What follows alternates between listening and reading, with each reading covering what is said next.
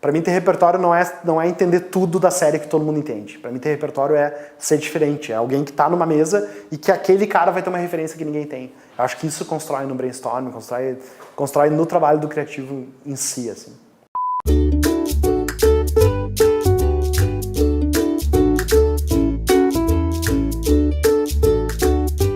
Atualmente eu tenho uma palestra chamada Manda Nudes, que eu teria a oportunidade de fazer na Fevale, já fui convidado, que fala sobre o consumo da pornografia na internet e como a gente pode aprender com o consumo pornográfico na internet frente a uma série de outras cadeias de consumo que a gente tem aí. Então, tipo, a internet que é de alguma forma um meio muito livre, a pornografia que é uma coisa que todo mundo se interessa, né?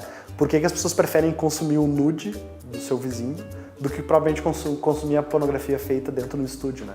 Então esse é o paralelo que eu faço quanto ao que tipo de propaganda a gente quer entregar. A gente quer entregar uma coisa que é artificial, que de alguma forma parece mais estranho, ou a gente quer entregar uma propaganda que parece com pornografia amadora, né? Então, tipo, essa discussão é uma discussão super... que eu uso esse gancho, que é um assunto que todo mundo se interessa, né? Porque é nude, tá todo mundo a fim de ver, né? E mostrar como isso, de alguma forma...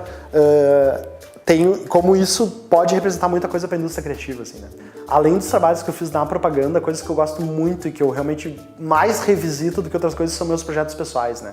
Porque ali eu tenho uma oportunidade de ser o meu cliente, então muitas vezes eu posso fazer críticas de cliente que os clientes já fizeram por mim nos meus trabalhos normais, né? Nos trabalhos dentro da propaganda. Quando João Paulo II morreu, eu criei o Super Trunfo Católico, que era um joguinho de cartas, e aí eram cartas, é um super trunfo, um jogo de trunfo com os santos, daí tem número de devotos, milagres atribuídos, fé. Então eu criei essas cartas, essas cartas a gente imprimiu 100 baralhos, distribuiu para os amigos, e aí esses baralhos de alguma forma só através de amigos foram passando de mão em mão, e 1 ano depois da gente ter impresso, um cara do jornal do Globo do Rio, um cara numa coluna lá dele citou o Super Trunfo Católico numa notinha assim, e o cara era muito influente, e essa citação do cara fez com que, na outra semana muita gente me ligasse de veículos e falasse, tu é o cara que criou o Super Trunfo Católico, eu preciso não sei o quê.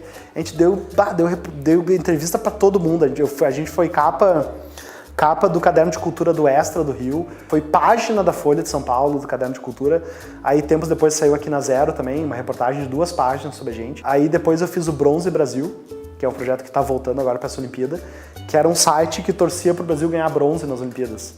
Porque o lance é o seguinte, pessoal, pensem comigo, tá? Por que o cara que faz equitação no Brasil tem que ganhar ouro? Ele não pode ganhar ouro. Porque no momento que um atleta de um esporte que não recebe o incentivo ganha ouro, ele tá desmentindo todo o discurso dele de tem que apoiar o esporte. Se eu não apoio o judô ganha ouro, por que eu vou apoiar, entendeu?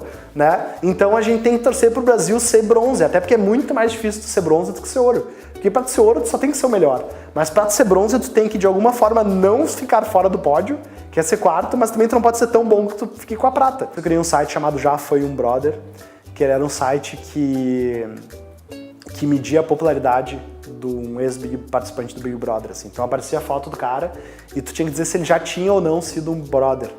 E aí gerava um ranking dos caras mais lembrados e dos caras menos lembrados do Big Brother historicamente, né? Porque tem cara que, tipo... Enfim, foi um site também que ele foi capa do Globo.com na época que sempre que entra de alguma forma... Ele não tá mais no ar, tá? Mas sempre que entra de alguma forma no ar... Sempre que vem o Big Brother, eles ressuscitam essa pauta e sempre dá uma audiência legal. Eu escrevi também 2 livros sobre a Copa do Mundo. 2 guias para a Copa do Mundo, tá? Chamado A Copa que Interessa e Por Fora da Copa. Então, Por Fora da Copa, ele foi um guia agora para 2014, onde eu sempre lembro da minha mãe que na Copa de 1994, quando vocês não eram nascidos, quando o Brasil ia jogar, minha mãe ia fazer compras no mercado, porque ela aproveitava que não tinha ninguém no super. E eu penso, deve ser um inferno pra alguém que não gosta de futebol passar 30 dias aguentando Copa do Mundo, onde todo mundo só fala em Copa do Mundo, né? E aí eu criei um guia onde eu falo sobre cada um dos países, mas não falo sobre o futebol do país, eu explico alguma coisa, essa coisa de gostar muito de geografia e de história, né? Ou sobre a história do país ligado ao futebol, ou explico alguma coisa do país ligado ao futebol, e trago, de alguma forma, são 32 crônicas, uma sobre cada nação, assim. E aí no fim eu dou motivo pra tu torcer pro país e pra tu secar o país. Então tá dando Costa Rica e Nigéria, e aí tu pode saber, deixa eu ver por que torcer pra Nigéria ou por que torcer pra Costa Rica. Então foi um livro super legal, foi super massa também ter experiência como autor, assim, que é... Tu entra num circuito diferente, né, de falar sobre o livro, então daí na época eu fui falar também em escola sobre como é ser um autor e tal, mas é um trabalho paralelo à propaganda, completamente paralelo, assim. Deixa eu dizer uma coisa pros estudantes, tá? Quem se apega muito a uma ideia acha que não vai... Pra mim tá dizendo que não vai ter outra, né? Porque tipo, tem que ter muita ideia vai cair dentro da agência, vai cair por causa do teu diretor de criação, vai cair por causa de um colega teu. Se tu te apega muito numa ideia, a gente tem que aprender a ouvir crítica pra ideia, porque se tu te apega muito, o cara tá me dizendo, não, quer dizer que esse cara só tem uma ideia na vida, né? E na verdade o nosso trabalho é... Todo dia tu tem que ter uma ideia nova, né? E eu acho que todo criativo, todo profissional de criação que não chega na agência pensando assim, putz, é hoje que vão descobrir que eu sou uma farsa, né? Tipo assim, não, é um cara que não consegue criar. Eu todo dia, todo trabalho que eu pego, eu penso, esse é o trabalho que eu não vou conseguir criar e que vai dar tudo errado e vão se dar conta que eu sou uma farsa, né? Então se tu não tem essa insegurança criativa, é muito difícil. Eu já aprendi a encarar isso e a não ter uma úlcera, né? Mas enquanto o cara não percebe que todo dia ele vai ter que se provar na profissão, talvez não vai, entendeu? Não vai pra frente, assim. Tipo, então, tudo bem, quero dizer que quando vocês tiverem a melhor ideia da vida de vocês e alguém for lá e desmontar a ideia tirando só um parafuso, assim, porque daí tu tira um parafuso e ela não fica mais em pé, tudo bem. Tu vai ter uma outra melhor, e tu vai ter uma outra melhor, e tu vai ter que ter uma outra melhor. Então é um sofrimento que todo estudante aí vai passar. E vamos lá.